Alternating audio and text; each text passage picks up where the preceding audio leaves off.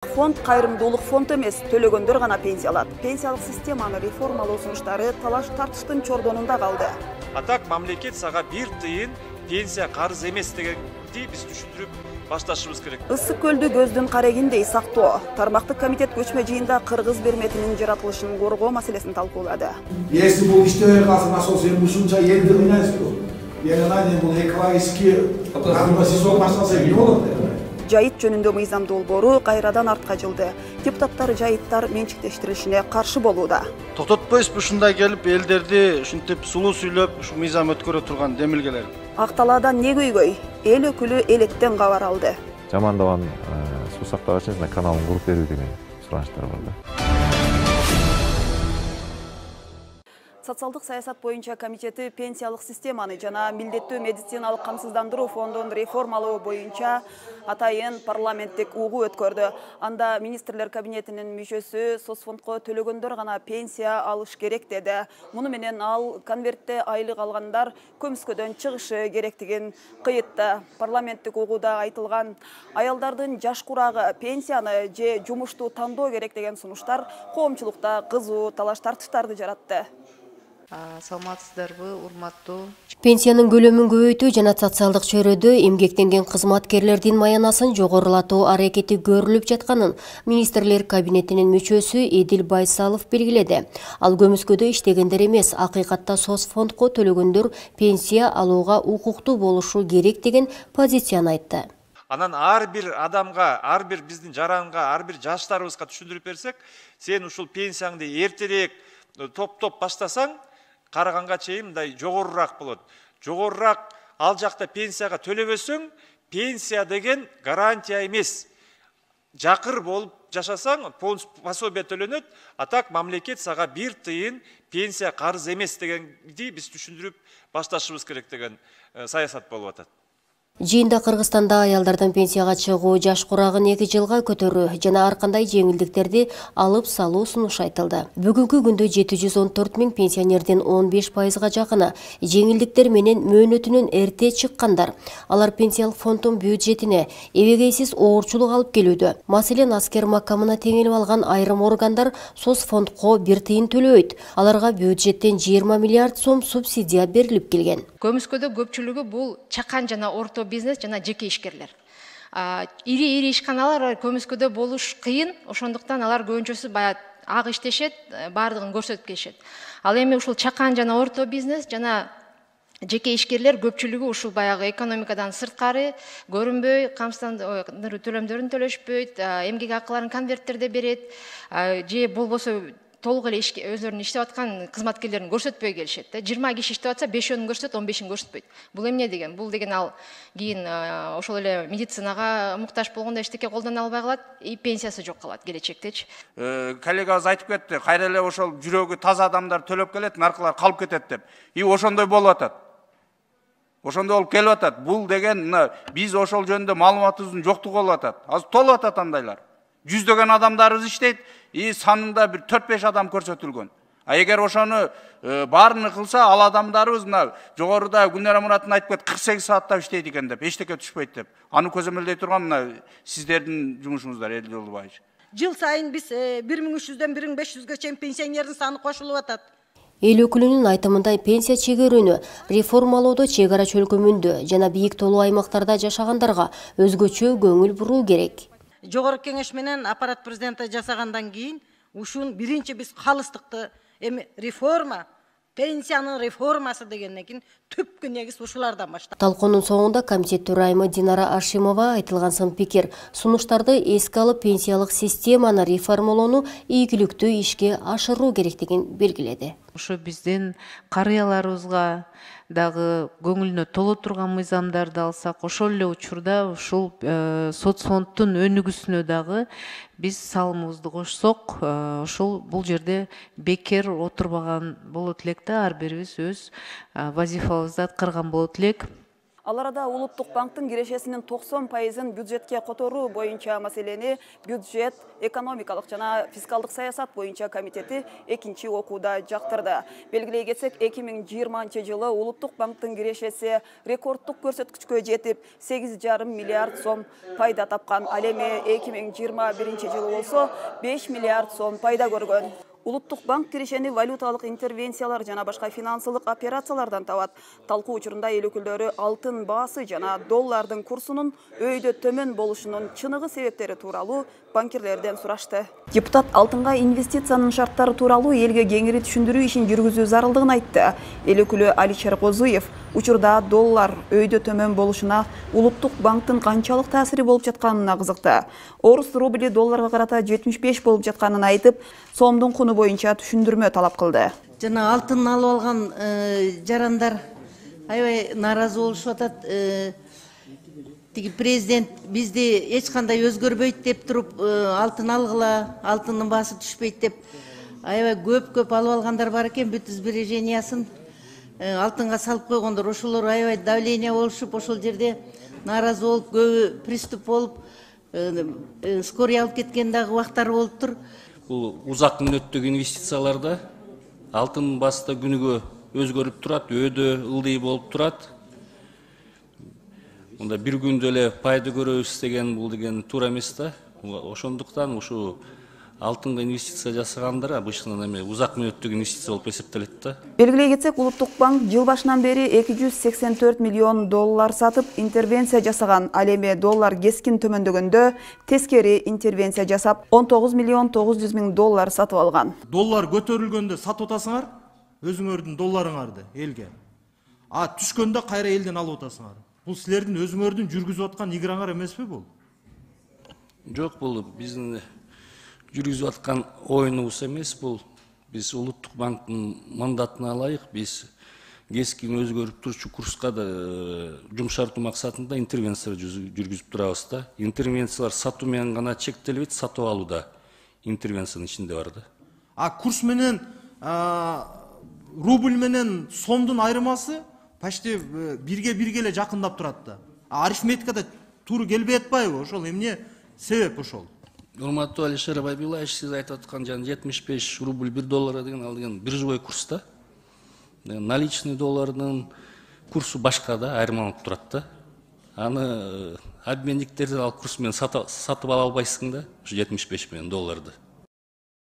Андан соң бюджет, экономика жана фискалдык саясат боюнча комитет Улуттук банкка барып, финансылык уюмдун иши менен таанышты. Иш-чарада Улуттук банктын төрагасы Кубанычбек Бүкөнтаев баштаган банкирлер депутаттарга акча кредит саясатын жүзөгө ашыруу, финансы кредиттик уюмдарды өнүктүрүү жана көзөмөлдөө, өлкөдө төлөө системаларынын натыйжалуулугун, коопсуздугун жана ишенимдүүлүгүн камсыз кылуу сындуу негизги милдеттери менен тааныштырды.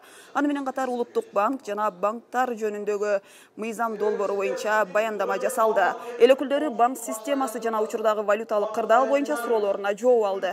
Ал эми укук тартиби, кылмыштуулукка каршы күрөшүү жана коррупцияга каршы аракеттенүү боюнча комитети дагы көчмө жыйын өткөрүп, анда ички иштер министрлигинин коопсуздукту камсыздоо боюнча борборлордун иши менен таанышты. Ошондой эле эл өкүлдөрү коопсуз шаардын борборлоштурулган базасына дагы барышты.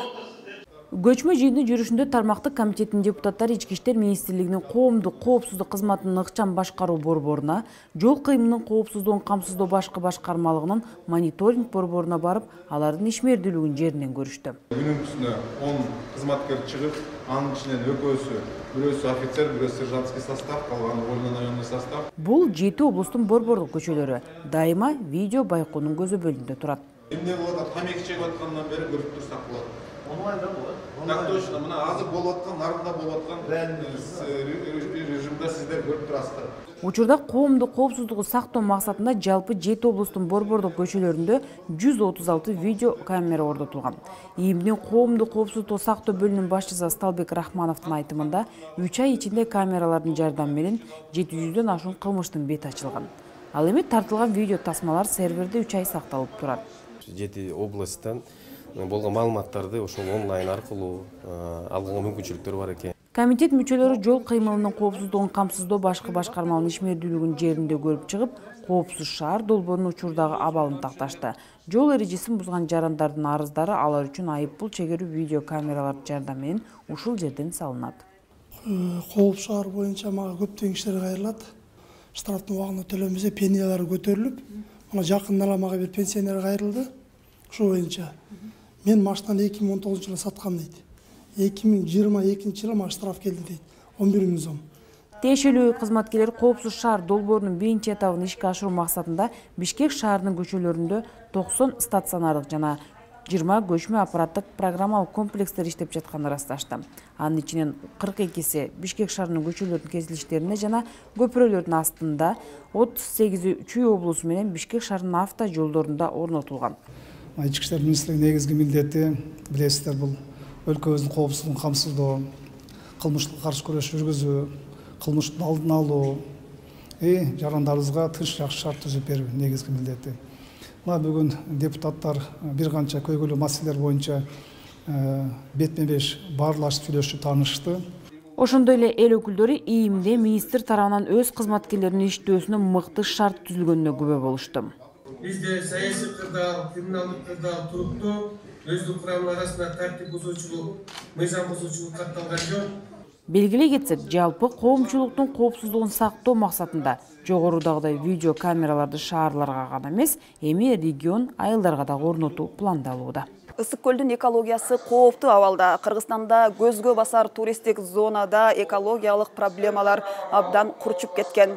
Жогорку кеңештин агрардык саясат, экология жана регионалдык өнүктүрүү боюнча комитети Ысык көлдө көчмө жыйын өткөрүп, проблема менен жеринен таанышты. Тармактык министрлик экологиялык зонага тозот коюп, андан түшкөн каражатка жаратылышты коргоого болорун айтууда. Көчмө жыйындын алкагында эл өкүлдөрү Балыкчы шаарында жайгашкан биосфералык музейге баш багышты. Бул жерде экологиялык тозот коюу менен кандай көйгөйлөрдүн алдын алса болоору айтылды. Эгерде мына жерде экопост иштеп келе турган болчосу кете лабораторияга келет. Кирген чыккан эмелер боюнча, чыгып жаткан продукциялар боюнча, кирип келаткан продукциялар боюнча баардыгы кирген чыккандар ветеринарный болот, баардыгы экопосттор болот. Жакшы шарттар түзүлөт, анан жанагы материалдык базаны чыңдаган, анан жана көйгөйлөрдү чечкенге шарттар түзүлөт. Адистердин айтымында, эгер экологиялык тозот коюлса, жылына 53 миллион сомго чейин акча каражаты чогулмак. Бирок ал каражаттар көлдүн экологиялык көйгөйүн чечүүгө эмес, коррупциялык жол менен айрым аткаминерлердин жем акырына айланабы деген шектенүүлөр бар. Убагында мен ушул комиссияда иштеп жүрүп, биосферага канча жолу келип атып, көйгөй болуп, коррупция болуп кеткен да. Буяка түшкөн акчалардын баардыгы жээлип, туура эмес колдонулуп, анан кийин жанагы өздөрүнүн штаты алган жанагы түшкөн акчадан штат менен алардын расходу көбөйүп кеткен да. Тозот куруу маселеси мындан ары дагы талкууга алынып, мыйзам долбоору иштелип чыкмай болду. Ал эми Тамчы, Бостер аймагындагы көл жээгине чейин жетип барган курулуштар мыйзамсыз. Дагы эң көйгөйлүү маселелердин бири жанагы 100 метрден кийин 25 метровой зона аллея болуш керек деген эме бар да, положениечи. 100дөн кийин анан 125 метровой аллея. Тамчынын өзү уже кээ бир мояктан азыр мындайынан ал жээк менен өтүп кетсек, мына жерлерде айылдардын ичи бир жета бир 25%, 30% эл, айыл өзү 100 метровой зонанын ичинде турушат да. Туристтик сезондо көлдүн жээги акыр-чикирге жык толуп, аны жыйнап алууга тазалык ишканасынын техникалык каражаттары жетишсиз. Ал гана эмес, таштанды төгүлгөн полигондордун абалына мышык ыйлайт. Райондун активисттери таштанды ылгоочу ишкана курууну демилгелеп жатат. Мобильный сорттогон линия бар экен да. Ошону эгер алып келип койсок, биз ошо бияка пландаштырып атканбыз, где-то 150 000 тегерегибиз. 150 000 доллар, анан биз ушака пландап атканбызда, бирөөнү ушака коюп, муну тазалап бүткөндөн кийин анан бөлөк районго которуп иштеткенге да. Эң эле орчундуу көйгөй саркынты сууларды тазалап чыгаруучу ишкананын кооптуу абалда турганы. Бул ишкананын курулушу 1986 жылы башталып, толук бүтпөй калган. Болгон эки насос турат, экөөдөн иштеп атат, сапасы жок турат. Эси агылакка кетсе, нагрузка аябай чоң болуп атат. Сен ачык айтып атпайбы? 120 метр азыр уклондо турасыз.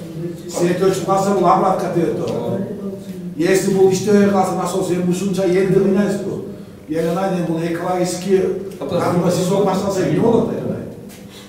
Неужели ушуну жем түбүн чече албай, жемесин суу мамлекетке карап турасызбы? Саркынды сууларды тазалоочу ишкананы реконструкциялоо үчүн Азия өнүктүрүү банкынан 44 миллион доллар насыя алуу пландалууда. Башталышы 2023 жылдын 1 кварталында жана ушундай эле долбоордун аякташы 2029 жылдын 1 кварталында 6 жылга болжолдонгон долбоор. Айдан бул долбоор башталганга чейин ошол Азия өнүктүрүү банкынын каржылоосунда башка да бир долбоор бар. Ошону ратификациядан өткөн долбоор. Ысык көлдүн экологиялык көйгөйлөрүн чечүү үчүн бүткүл дүйнөлүк банктан 100 миллион доллар насыя жана гранттык негизде акча каражат бөлүнөт. Ошол акчанын 44,5 миллион долларын именно ошо ысык көл чолпон атага бөлүп берип атабыз. Ушу именно канализация боюнча. Жыйындын соңунда комитет мүчөлөрү экологиялык көйгөйлөрдү ыкчам чечүү маселесин коюшуп, тиешелүү мекемелерге тапшырмаларды беришти.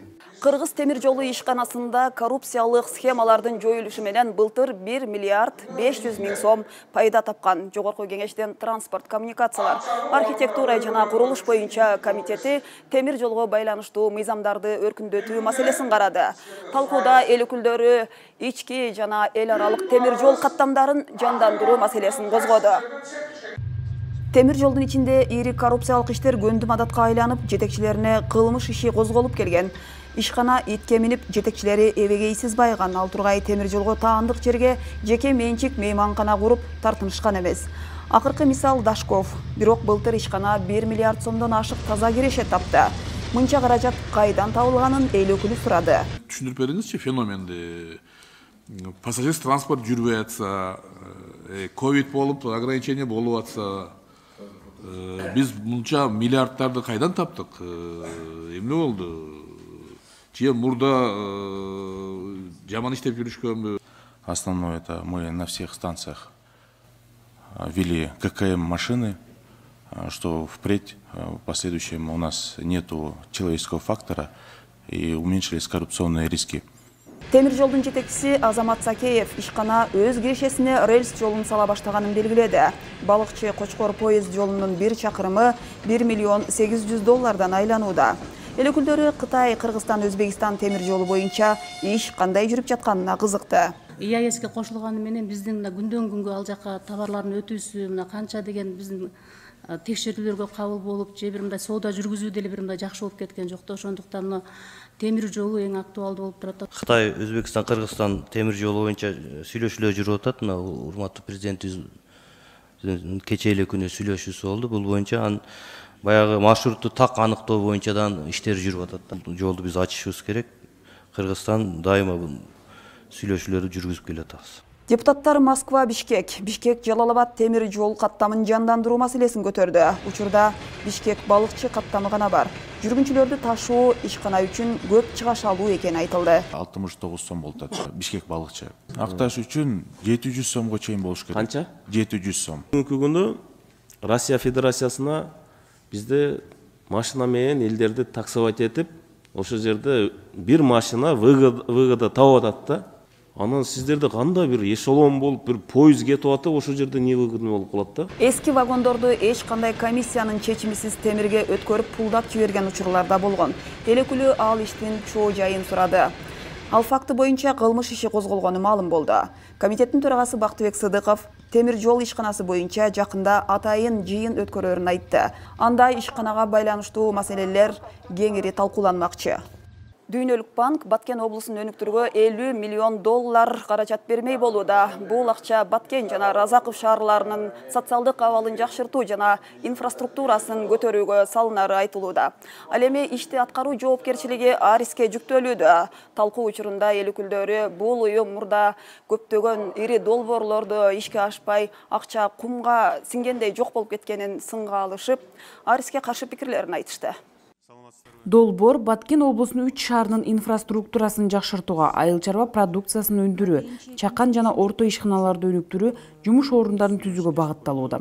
Мындай региондук экономикалык өнүктүрүү долбоору 6 жыл аралыгында 2027-жылы бүткөрүлөт деп пландалууда.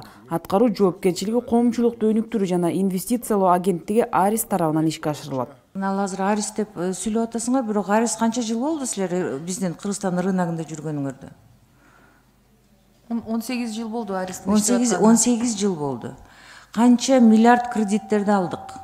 Силерге бердик.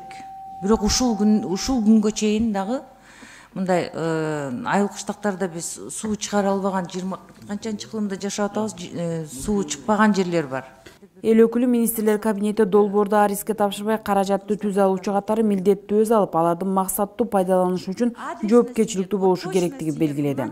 Дүңүнөн жасап койдуңар, урматтуу кесиптештер, караңыздар, абдан кылдат окушубуз керекпиз. Ар бир кагазды кылдат окушубуз керек. Долбоор жакшы, маселе жок. Бирок бул мамлекеттин атынан алынып аткандан кийин Баткен областтык администрациясына тапшырсак эмне болот? Жоопкерчиликти ошолордун мойнуна жүктөсөк эмне болот? Алар эмне иш кылат? Мектепти дүйнөлүк банк каржыласа, анын аткарылышын Арис көзөмөлгө алса, жергиликтүү жетекчилер эмне кылат? Плов жейби? Же барып лента кыркабы? Талкууда депутат Нарын облусунун Ат Башы районунда таза суу маселесин мисал кылып өттү. Арис жасай турган иштер жылдап жасалбай жатканын эске салып себептерин тактады. Андыктан Баткендеги иштер долбоордун негизинде өз убагында бүтөөрүнө кепилдик барбы? Ушундай эле проекттер Нарын районунда, Ат Башы районунда таза суу боюнча Ариске акча бөлүнгөн. Ушунга чейин дагы эле кыла элек. Баткен областында ушундай калып кетпейби айылдар? 2-3 жылдап суу чыкпай калбайбы? Жолдор жасалбай калбайбы? Арис менен кылып атсаңар.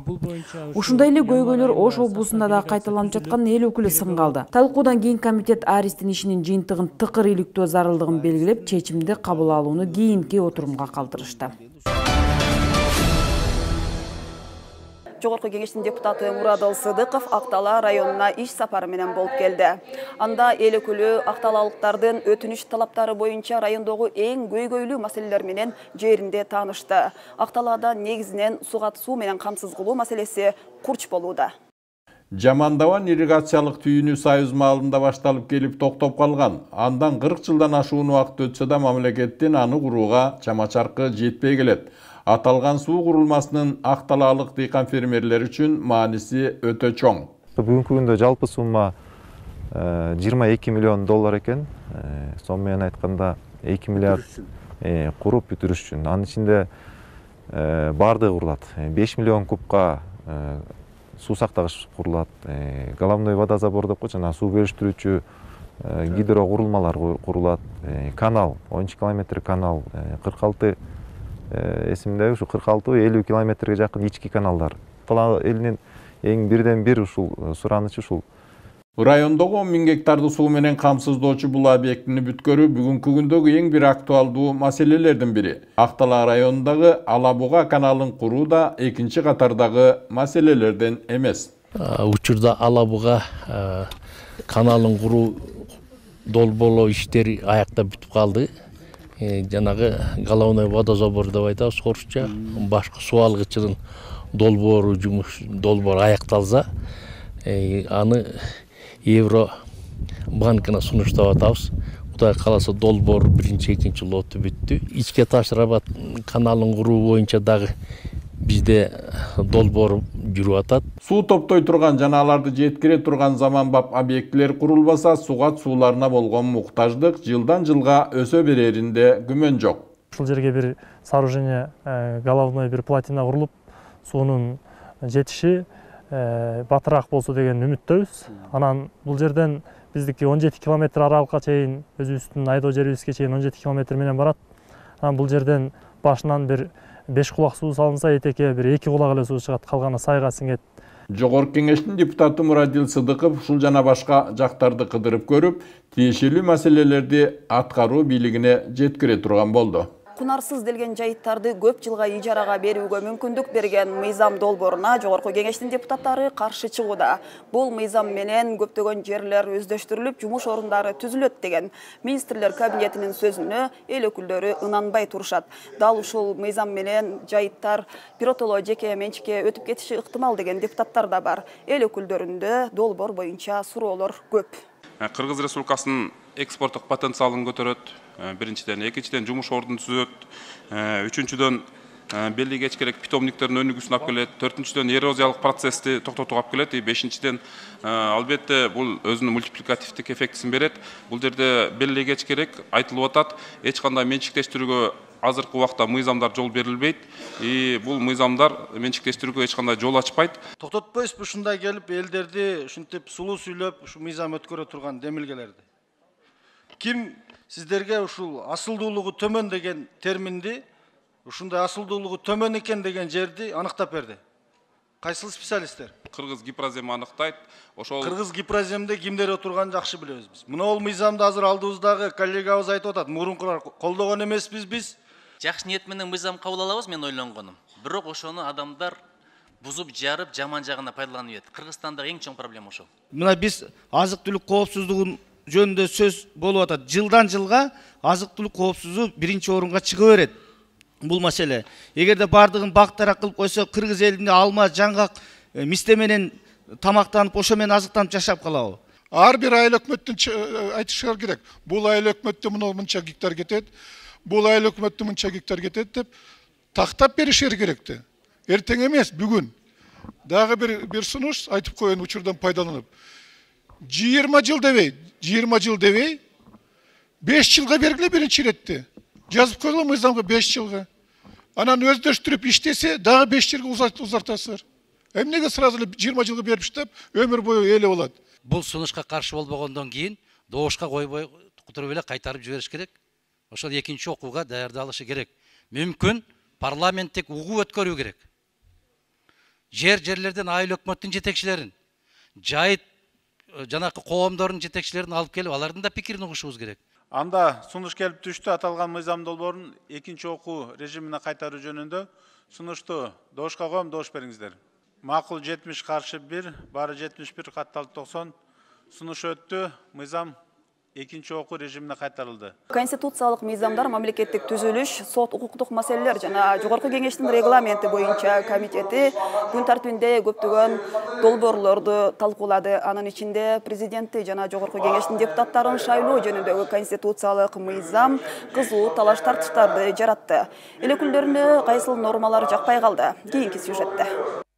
Кыргыз Республикасынын президентин жана Кыргыз Республикасынын Жогорку Кеңешинин депутаттарын шайлоо жөнүндөгү конституциялык мыйзамга сунушталып жаткан өзгөртүүлөр Конституциялык палатанын чечимине ылайык келип чыккан. Маселе ошол конституциялык Кыргыз Республикасынын президентин жана Жогорку Кеңештин депутаттарын шайлоо жөнүндө конституциялык мыйзамдын 22 беренесинин 11 бөлүгү боюнча кайрылып, аны Конституцияга карама-каршы келет же келбейт тууралуу маселе каралган. Мыйзам долбоорунда депутаттар негизинен баарына каршы добуш бергиси келгендер да башкалардай эле фонд түзүп, өз эркин билдирсе болот деген маселеге көңүл бурушту.